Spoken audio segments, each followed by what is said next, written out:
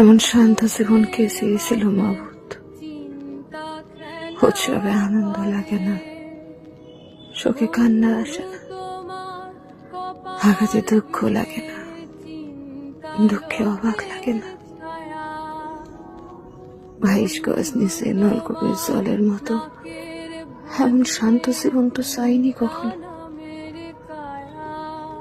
আমার নদীর জলের মতো বানাইতে পারতাম, বাতাসে ঢেউ হইতাম, মানুষ আসত, দেখত,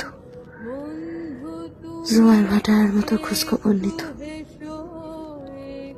আমারে মানুষ বানাইলা, বুকে ব্যথা আর পাহাড় দিলা, শুধু খোঁজ নেওয়ার মানুষ দিলা না।